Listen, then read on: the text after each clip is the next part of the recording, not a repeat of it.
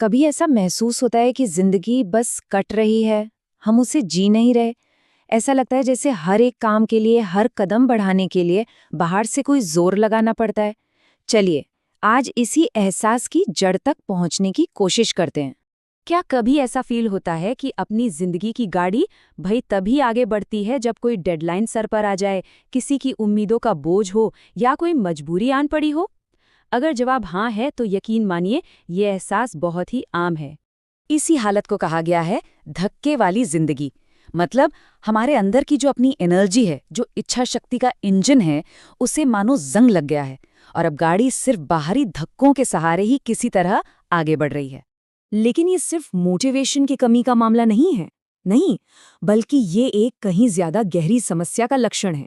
एक ऐसी बीमारी जिसे शायद हम महसूस ही नहीं कर पा रहे। और ये बात इस पूरे विश्लेषण की शायद सबसे चौंकाने वाली बात है। असली मुद्दा मुश्किलें या दुख नहीं है, बल्कि उन मुश्किलों के प्रति हमारी खुद की संवेदनहीनता है। हालत ये हो गई है कि मानो मार खाने की आदत सी पड़ गई है। तो फिर असली बीमारी है क्या? वो है एक मोटी चमड़ी, एक ऐसी संवेदनहीनता जो हमें बुरी से बुरी हालत को भी चुपचाप बर्दाश्त करने पर मजबूर कर देती है, बिना कोई सवाल किए, बिना कोई विद्रोह किए। इसके लक्षण क्या हैं? बार बार वही गलतियां दोहराना, अपमान को सह जाना और आत्मसम्मान का पूरी तरह से खत्म हो जाना। मतलब हालत ऐसी हो जाती है जैसे हम एक मुर्दा शरीर बन गए हैं, जिस पर कितने भी वार कर लो कोई फर्क ही नहीं पड़ता। अब सवाल ये उठता है कि कोई भी इस हाल में पहुंचता कैसे है? क्या ये हमारी फितरत है? नहीं, कहा यह गया है कि यह हालत कोई हादसा नहीं है, इसे बाकायदा बनाया गया है। जरा सोचिए इस बारे में। क्या इंसान हमेशा से ऐसा था जो सवाल नहीं पूछता और चुपचाप सब कुछ सह लेता है, या फिर उसे ऐसा होना सिखाया गया है?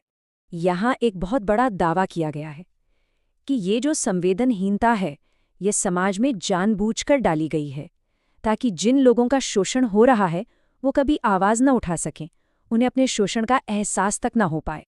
अब ये स्लाइड देखिए, ये एक बहुत गहरी तुलना दिखाती है।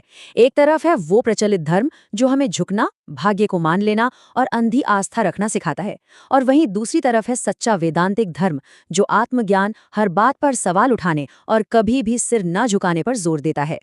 और यही उस पूरे तर्क का निचोड़ है कि हमारी सांस्कृतिक और तथाकथित धार्मिक कंडीशनिंग ने हमें विनम्र नहीं बल्कि दब्बू बना दिया है।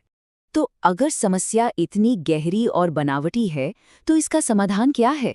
देखिए, समाधान न तो आसान है, न ही शांति भरा। ये आग का रास्ता है। हम अक्सर सोचते हैं ना कि ज्ञान से शांति मिलेगी, लेकिन यहाँ कहा जा रहा है कि सच्चा आत्मज्ञान सबसे पहले अपनी खराब हालत के प्रति बेचैन कर देता है, अंदर एक आग जला देता है कि नहीं, ये सब बदलना ही होगा। तो फिर वो रास्ता क्या है? 3 कदम है।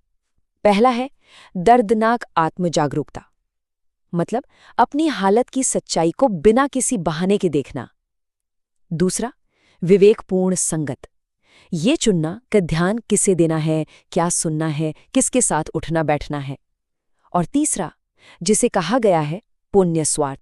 अब ये जो विचार है ना, ये बड़ा ही क्रांतिकारी है। स्वार्थ को हमेशा से एक पाप माना गया है, लेकिन यहाँ स्व अर्थ का मतलब है अपने असली स्वरूप को, अपने सबसे ऊंचे हित को जानना, और अपने उस उच्चतम हित के लिए खड़े होना ही सबसे बड़ा पुण्य है। बिना खुद को जाने दूसरों की सेवा करना तो बस एक धोखा है। इसलिए सबसे जरूरी बात यह है कि अच्छा और शरीफ दिखने का दिखावा छोड़ दिया जाए। अपने आत्मसम्मान और अपने असली कल्याण के लिए लड़ना सीखा जाए। यही असली धर्म है। तो अब हम घूमकर वहीं आ गए हैं जहां से बात शुरू हुई थी, उस धक्के वाली गाड़ी पर। और अब हमारे सामने एक साफ चुनाव है। चलिए ये मान लेते हैं कि अभी कुछ समय के लिए गाड़ी बाहरी धक्के से ही चलेगी, अंदर का इंजन अभी भी कमजोर है।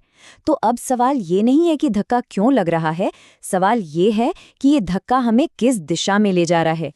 और यही आखिरी और सबसे अहम सवाल है।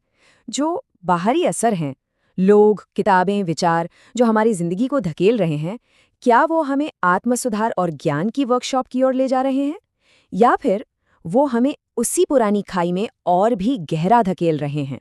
ये चुनाव हर किसी का अपना है।